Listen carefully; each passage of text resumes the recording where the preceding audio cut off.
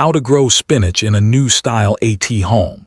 What if I told you that you've been growing spinach the hard way, and there's a smarter, faster method that gives you twice the harvest in half the space? Most people either plant spinach directly in the ground, fight the weather, fight the pests, and end up with thin, bitter leaves, or they just give up entirely. But today, I'm going to show you a completely new style of growing spinach at home that works whether you have a backyard, a balcony, or just a sunny windowsill. I'm Bruce, and welcome back to Simple Smart Gardening Tips, where we make growing your own food simple, practical, and rewarding. If you're new here, hit that subscribe button right now, because every week we drop real gardening knowledge you can actually use. Today's method combines vertical layered tray growing with a specific soil mix and a feeding schedule that most gardeners have never tried. And by the end of this video, you'll know exactly how to do it step by step. Let's get into it. It deserves a permanent spot in your home garden. Spinach, Spinacia oleracea, is one of the fastest growing leafy vegetables you can grow. Under the right conditions, you can go from seed to first harvest in as little as 25 to 40 days. It's packed with iron, magnesium, folate, vitamins A, C, and K, and it's one of the few vegetables that actually grows better in cooler conditions, which means you can grow it indoors almost year-round. The problem: traditional growing methods leave a lot of yield on the table. People grow it flat in a single row, in a pot that's too small, or in soil that drains too fast and dries out before the roots can absorb nutrients. That leads to slow growth, bolting, which is when the plant goes to seed too early, and disappointment. The new style we're using today fixes all of that. It's called stacked tray vertical spinach growing, and it maximizes your yield per square foot like nothing else for a home setup. Here's everything you need to get started. Most of these are affordable and easy to find. Pots. 3 to 5 shallow plastic or fabric grow trays or pots, at least 4 to 6 inches deep. These can be standard seedling trays, rectangular planters, or repurposed food containers with drainage holes. You want them shallow because spinach has a short root system. It doesn't need depth. It needs width and aeration. A vertical rack or tiered shelf. This is the new style element. A simple 3 to 5 tier metal shelf, a PVC pipe stand, or even a DIY wooden rack works perfectly. You're going to stack your trays at angles so each tray gets light without blocking the one below it. Potting mix. Here's where most people go wrong. Do not use straight garden soil. It compacts too fast and suffocates spinach roots.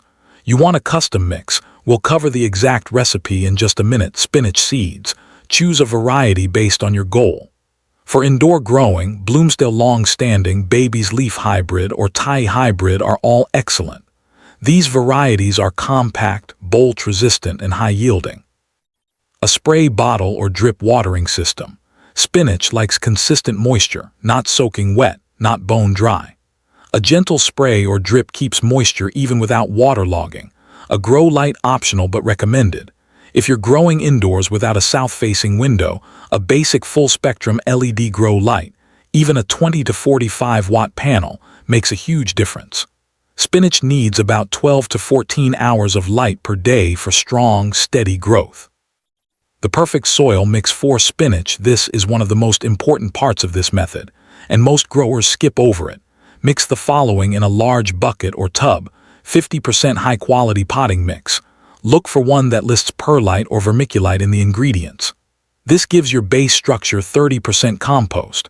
Well-aged compost adds organic matter and slow-release nutrients. Worm castings are even better if you can get them. They supercharge early root development. 20% perlite or coarse sand. This is your drainage agent. Spinach roots hate sitting in waterlogged soil. This keeps air pockets in the mix so roots breathe properly. To each tray, also mix in 1 tablespoon of balanced granular fertilizer, something like a 10-10-10 or 5-5-5 formulation. This gives your seeds a nutrient head start without burning them. Before filling your trays, moisten the soil mix until it holds its shape when squeezed but doesn't drip water. This is the ideal moisture level for seeding. Step-by-step planting process. Now let's plant. Follow these steps exactly and you'll have germination in 5 to 10 days. Step 1. Prepare your trays. Fill each tray with your soil mix to about ½ inch from the top.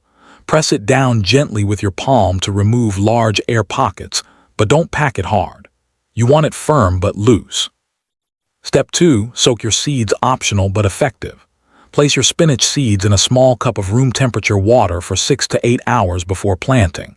This softens the seed coat and speeds up germination by 2 to 3 days. It's a simple step that makes a real difference. Step 3. Sow the seeds. Make shallow rows across your tray using your finger or a pencil, about ½ inch deep and 2 inches apart. Drop seeds into the rows, spacing them about 1 inch apart. Then cover lightly with a thin layer of your soil mix and press gently.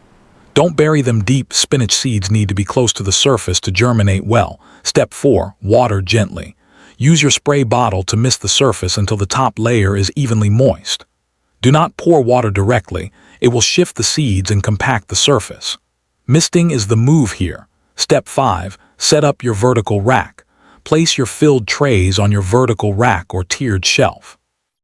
Angle the trays slightly, about 5 to 10 degrees forward, if your light source is overhead.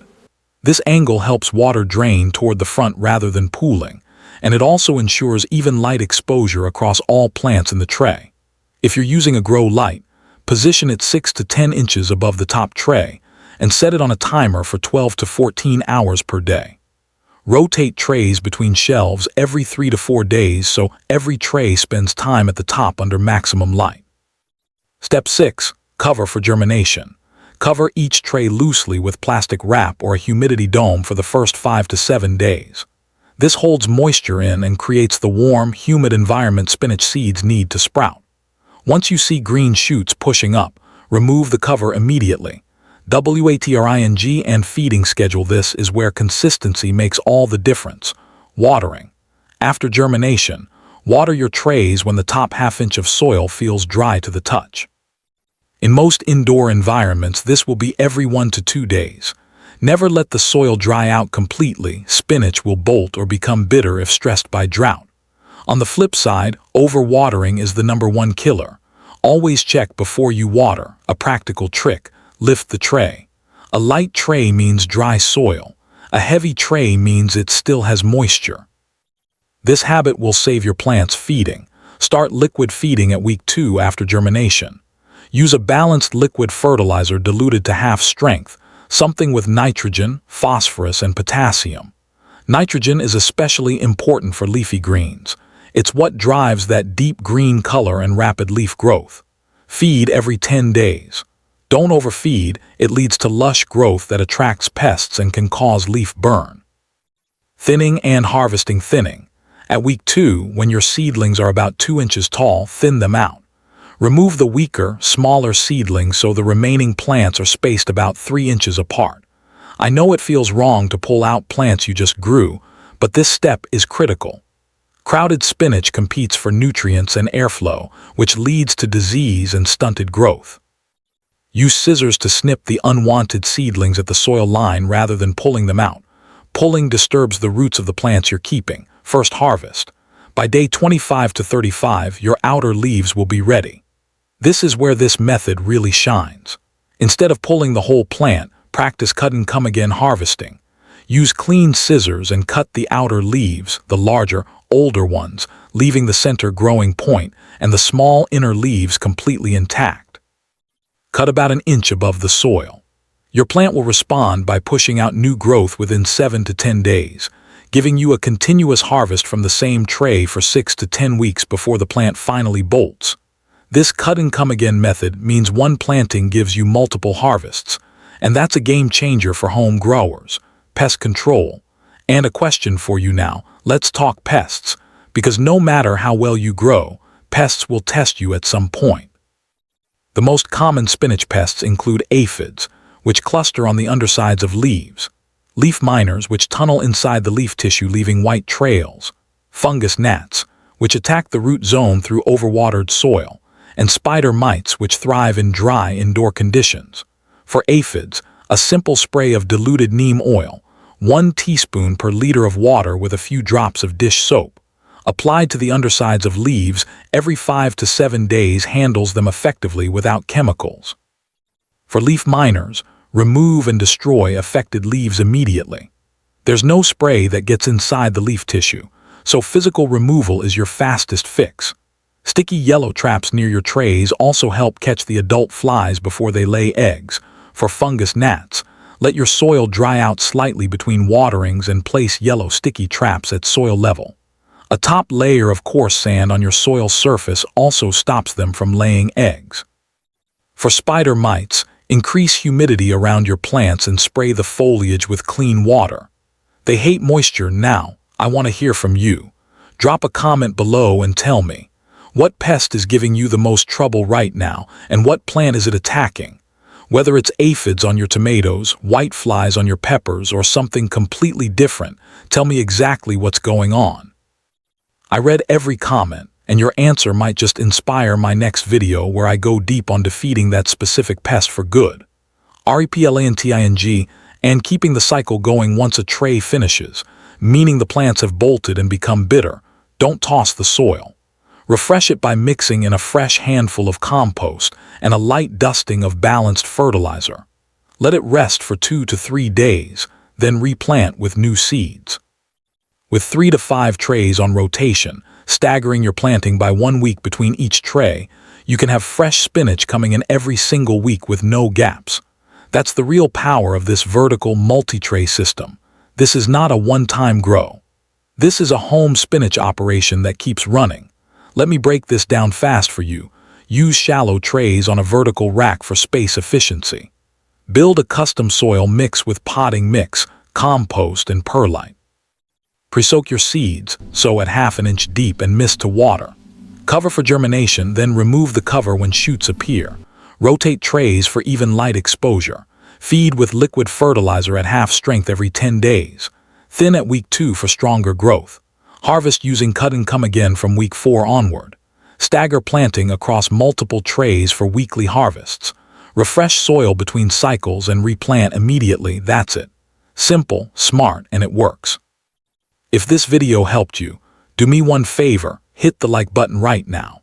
It takes 1 second and it genuinely helps this channel reach more home growers who need this information. Subscribe to Simple Smart Gardening Tips if you haven't already, and turn on the notification bell so you never miss a new video. We post practical, no-fluff gardening content every week. And don't forget, drop your pest question in the comments below. Tell me what's attacking your plants and I'll do my best to answer you personally or make a full video on it. I'm Bruce. Happy growing, and I'll see you in the next one.